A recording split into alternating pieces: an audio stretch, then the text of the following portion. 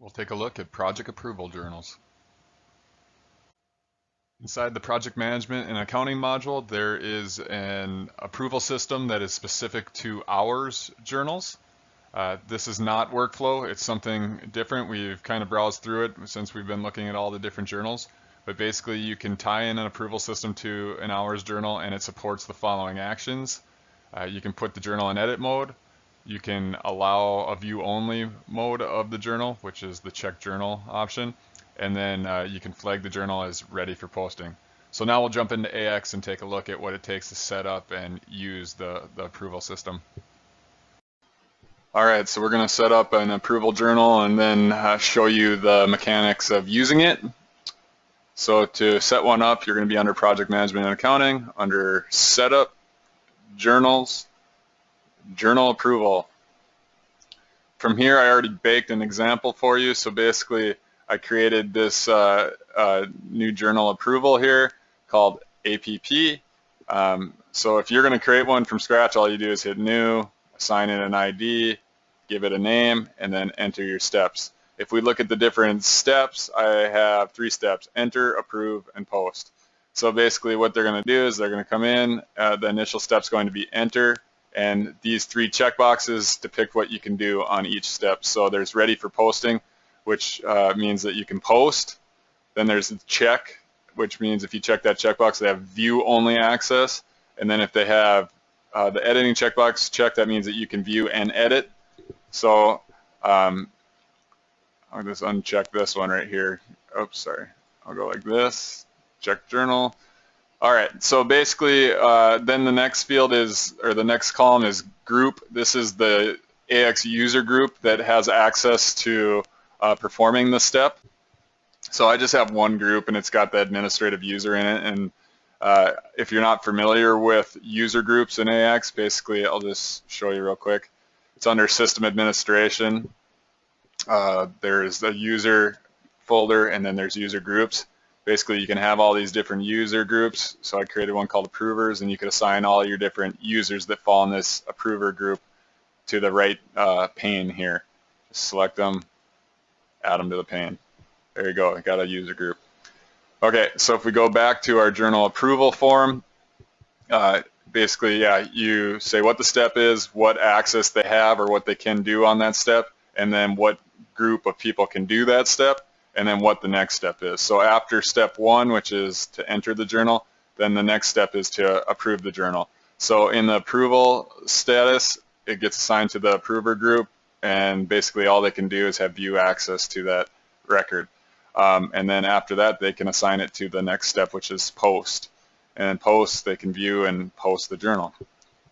So let's find out how we assign this to an actual hours journal.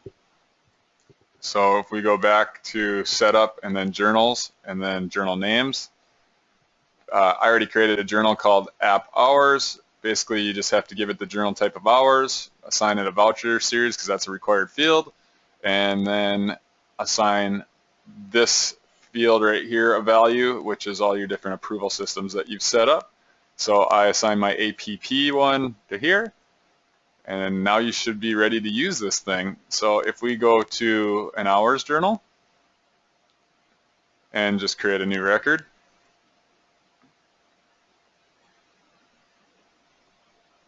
we'll use our hours, or app hours here.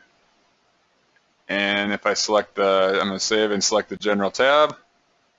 Basically, what you'll see out of the box is that you're using the APP approval system and then the status value. You won't see this on the general or the overview tab initially, and I always got the question, well, how do I see the status of each one of my my journals here that are using this approval system? And that's, you can add this to the form through personalization. So I already personalized this just to show you, but to do so, basically I'll unpersonalize it and personalize it again for you. You can hit the personalize option when you right click on a field, and then what you want to do is hit the plus sign and then select the field, and then it'll show you all the fields that are available to display on this form. So just the fields that are part of the underlying data sources. So you can see that I check status value, and then you hit insert and boom, it's in there. So And then after you're done, you can close out of the editor, and now you have your status value, and this value is available to filter, sort, whatever you want to do on. So now for our purposes, we are in the entering state.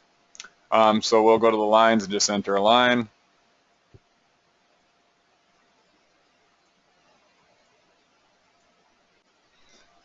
"60 hours," and we'll save this record. Notice that you can't do anything from here. There's no post. You can't really move forward. So if you want to change the state, you can't do it from here either. You have to go back to the actual journal. So I'm back on the journal here, and then you can see that we have an approval button, and then if I hit the next, or hit the button, I can change it to the next step, which is the approval step. All right, so I'm in the approval step. If I go to the lines, notice I'm in edit mode only. I can't adjust anything. There's no new, delete. I can't do any of that. I can validate. I can't change any fields. They're all locked down for me. So if I back out of this, whoever approved it can go through and do their thing, and if it's approved, then they can flip it to the next step, which is post. So now we're in the post state, as we can see by our status value, and as we can see, we have the post option here, and I think I gave it view access, so we can come in here and we can view it. Notice we still can't edit because we didn't allow that edit checkbox. But now I'll just hit the post button, and we are rolling. So that is a quick overview of approval journals within the project management and accounting module.